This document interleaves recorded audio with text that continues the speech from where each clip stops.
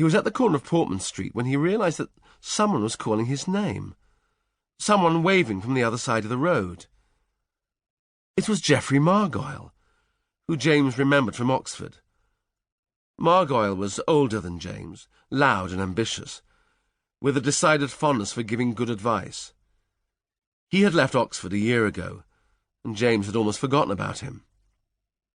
He was waving now. James could hardly pretend not to see him.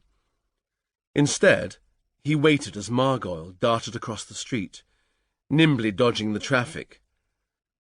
And how many months in London would it take for James to be able to manage that? "Norbury," he said, as soon as he was within speaking distance. "How are you?" To James's great surprise, Margoyle proved a blessing, in his way.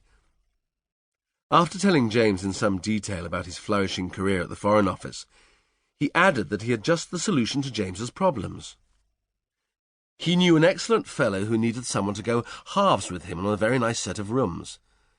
He was in abruptly straitened circumstances, due to an unlucky conjunction of pressing debts, cancelled allowance, and a family quarrel. Margoyle knew James would keep this to himself, and in fact James had probably met him at Oxford. Christopher Page. Surely he remembered. "Page," James repeated. "Ah. You don't remember him? Was he at Corpus?" "Magdalen. Did you do anything useful at Oxford?" "I fed the ducks sometimes." Margoyle ignored this remark. "Anyway, I'll introduce you. He's a decent chap, you'll see." "I'm grateful, Margoyle, but I'm not really sure if—" "Don't be an ass," Margoyle said, as if this settled the matter. "You can meet him at my club tomorrow afternoon, 3 o'clock. Be on time if you can manage it." He took out his watch. "Now I must go." He disregarded James's continuing protests, and departed with aplomb, leaving James feeling rather more rueful and bewildered than he had been before. Margoyle's club was a grand old place in Pall Mall, ponderously, expensively silent. Inside, it was difficult to imagine the noise of the streets only a yard or so distant. Margoyle, who liked directing things, was in a cheerful mood. James was uneasy.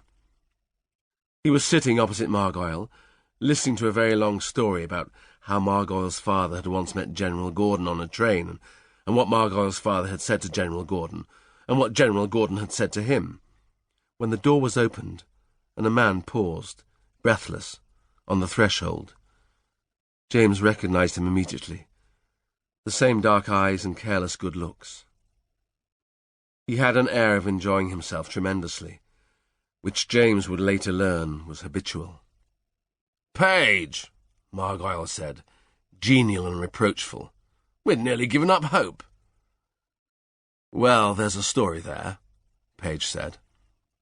He looked from Margoyle to James, then blinked. "Ah."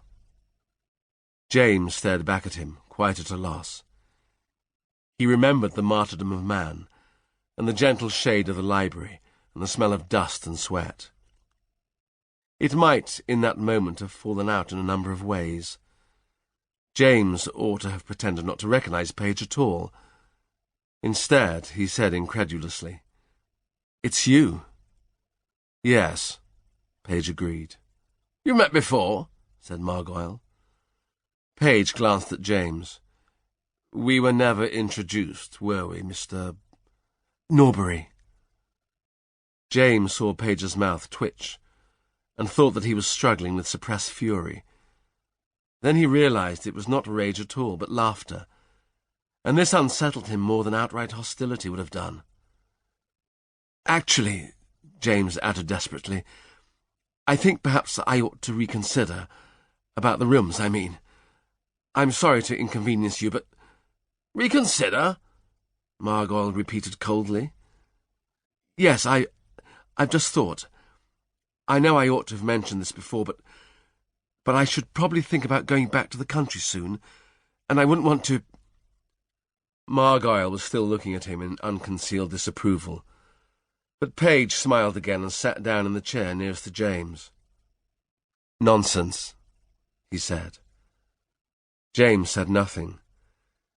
It had dawned on him how well Page was dressed, the way he could say nonsense as if fate could not possibly have the audacity to disregard his wishes. "Come and see the rooms at least," he said. "You'll think differently when you see them. Besides, I'll be an ideal person to share with, won't I, Margoyle?" Margoyle smiled sardonically. It seemed he had become expert in sardonic smiles since leaving Oxford. Perhaps it was something they taught one at the Foreign Office. "You'd be a fool not to see the rooms," he told James. "You were so down in the mouth before, about having nowhere to live." This was indisputable, and so Margoyle left for another appointment, and together James and Page departed to look at the rooms.